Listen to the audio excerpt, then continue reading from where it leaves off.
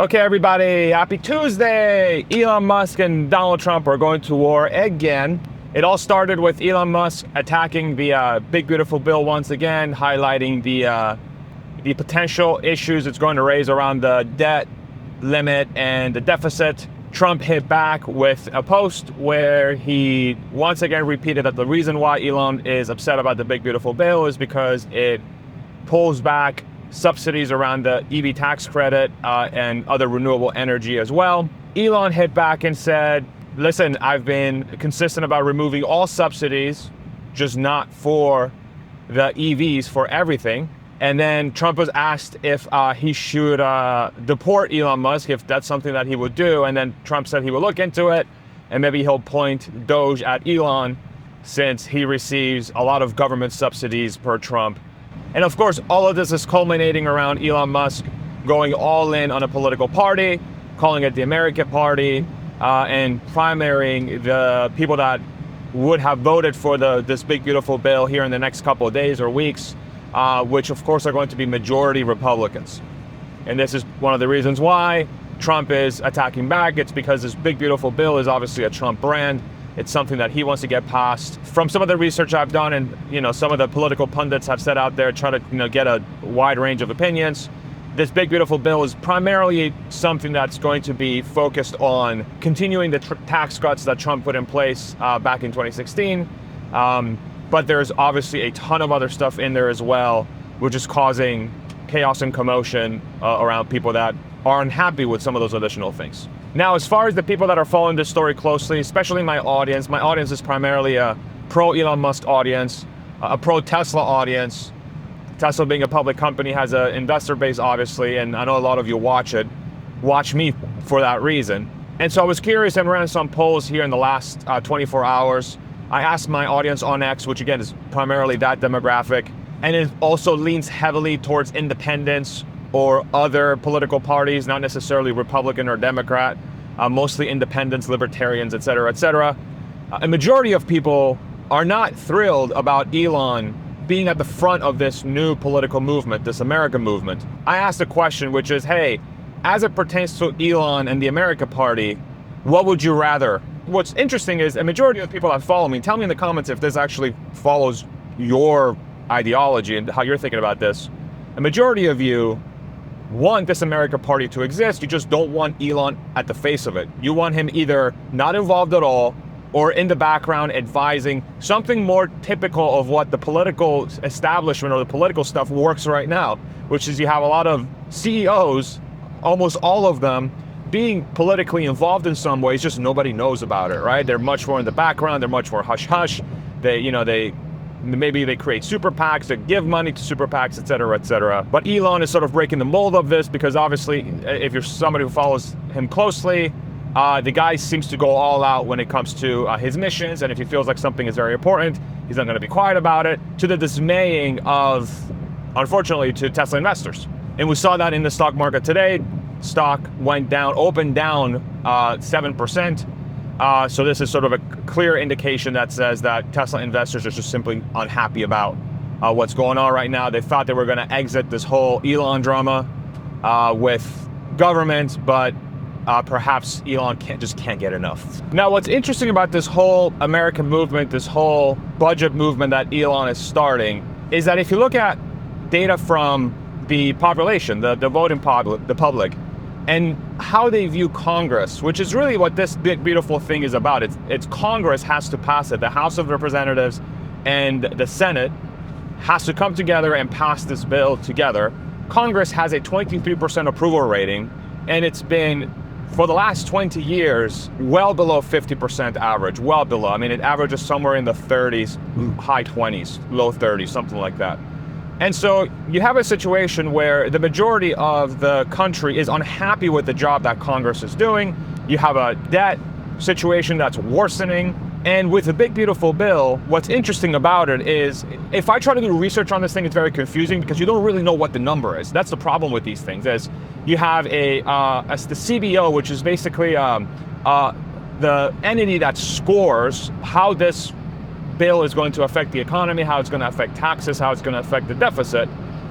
they have one number. Then you have independents that have a different number. Then you have Republican committees that have one number. You have Democratic committees that have one number. And then you're left with this mishmash of number that says, yeah, this is going to raise the deficit. This is actually going to lower the deficit. It's going to increase expenses. It's going to lower expenses. It's going to increase tax revenue. It's going to lower tax revenue, right? But the inescapable fact among all these things is that for the big, beautiful bill to actually work in a way that lowers the deficit and gets the United States in a better fiscal situation, what the country has to do is increase GDP significantly, upwards to 3 to 4% per year, for the tax revenue to offset the expenses that are attributed to the continuation of the tax breaks on top of the additional spending that is part of the bill. Jeez.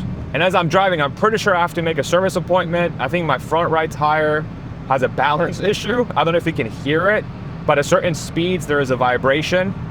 I wonder if one of the weights came off when I may have been a little aggressive off-road with this thing. So we'll get that fixed. I'm gonna make a service appointment. We'll see what happens there. Jeez, that's terrible. And so the question becomes, can Elon Musk make a legitimate effort to introduce a third-party movement that align with the people to where the majority of Americans feel like Congress is doing a good job, which we haven't really seen since 9/11, 2000, 2001. Congress approval rating was through the roof, but it was during a time of massive unity in the country, great commotion. It was just a very historic moment in the country. But outside of that, the approval rating for Congress has been in the toilet, especially in the last 20 years. I think if you're a Tesla investor, this time period is going to be increasingly volatile.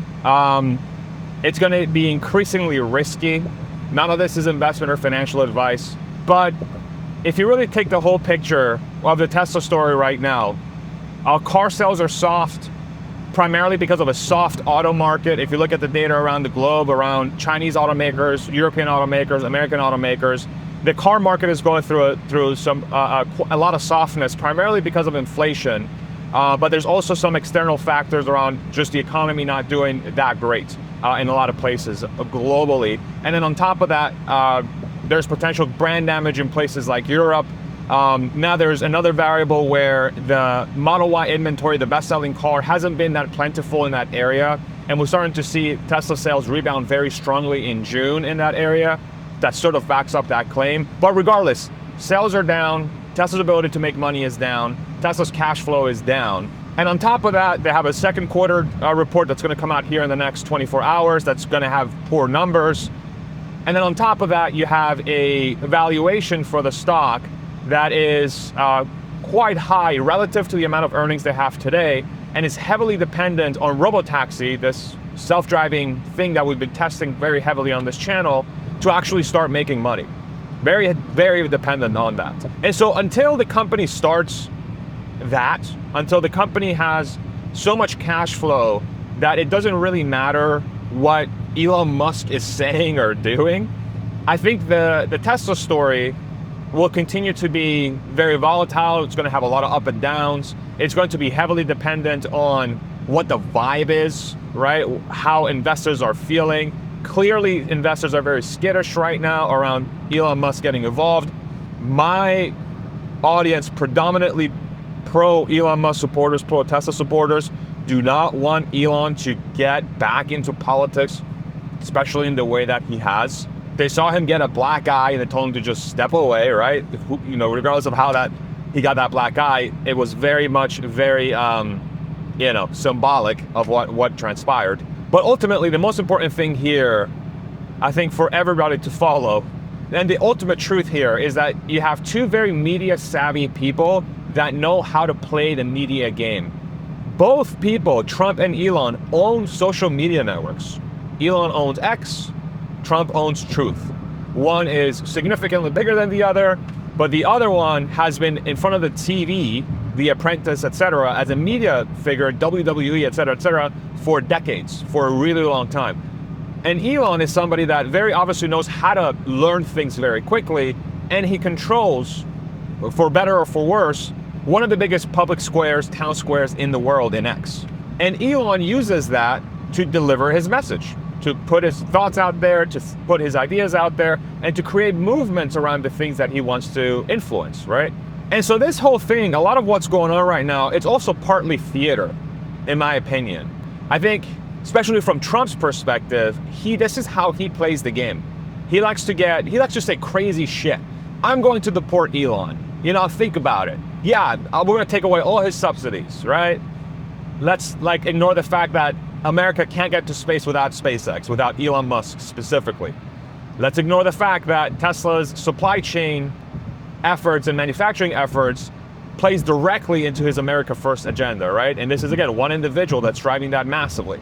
And on the flip side, you do have an Elon whose subsidies are being taken away for his companies, even though he has been calling for those to be taken away, but within the context of everything being taken away. So his companies are being unfairly targeted, one could argue, but it's also no lie that these subsidies going away is going to hurt Tesla, because they're not going to be able to have as much revenue because they don't have that government subsidy from the EV tax credit and the battery credits potentially that help them grow their business. But an argument could be made on the flip side that says, why is America subsidizing and increasing subsidies for old technologies, fossil fuels, and reducing subsidies for future technologies that are going to be monumental in creating the next generation of manufacturing and supply chain in batteries, solar, etc.? Why are those going down, right? So then you can very clearly see, one could argue, that this is just the Republican Party republicaning, which makes Trump very much part of the swamp, one could argue, right? But on the flip side, you have an argument that says, well, Congress is broken, most people hate it, the majority of people hate it, and Trump is confined within the system that where he has to play the game and he has to be part of the swamp, otherwise he won't be able to get his tax breaks through, or rather, he won't be able to keep them where they have been for the last 8-9 years. So, and that's the dance. And the dance is happening in front of the public eye for people like myself to commentate on, and then media is thrilled because now there's chaos that media can talk about. So we'll see. We'll see if there's actual movement coming out of this. I think if there's one person that can actually influence positive change is Elon, but politics is a broken disaster. And I think all of us have learned that in the last 12 to 24 months, if we didn't know that already. I think there's a reason why so many people are apolitical. It's because it's a soul-sucking journey. You want logic to work, but logic just simply does not work, especially at the level where Trump likes to play, which is in the mud pit. You know, he likes to be in the mud, and he likes to just brawl, and that's where he lives. And Elon is not well served stooping down to that level. Elon is best served when he is a bunch of planes above, trying to solve the most difficult problems that are out there for us to solve. It just so happens that this debt issue, this deficit issue, it's the ugly truth that this is an existential problem that cannot go on. When 20 to 25% of your budget today is allocated to pay the interest on the debt, you have a massive problem. And one of the best ways to get out of that problem is to grow so fast that you offset that growth, that you offset that insane spending. But if the government continues to spend more, then they'll just spend the money that the country brings in at a higher rate, they'll spend it faster, because that's all the government knows how to do, right? So it's just, something has to happen. Elon seems well equipped to make it happen. People don't want Elon to make it happen because it's painful and it sucks, but they want an alternative, right? And that's the reality of the situation. And that's why this timeline is so weird. And if we're gonna look at this optimistically, this is a good thing, because the important things that we have to solve as a country are being brought to the forefront, right? And so that's a very good thing. In a lot of different ways, that's a very, very good thing. And it's something that hopefully positive change comes from. We actually get some positive change, whatever that may be. So thank you very much for watching. I hope this video was informative, helpful. Subscribe, like, etc., etc. I like to ramble, as you can tell, but I think it's valuable to hear somebody ramble so people can understand how they're thinking about stuff. So anyway, I hope this rambling was fun. I'm gonna go get my friggin' tire looked at or wheel looked at, because it doesn't sound good, y'all. It doesn't sound good. So hopefully they can get me in today and I can get a loaner. Okay. Mwah. Love you guys. Bye.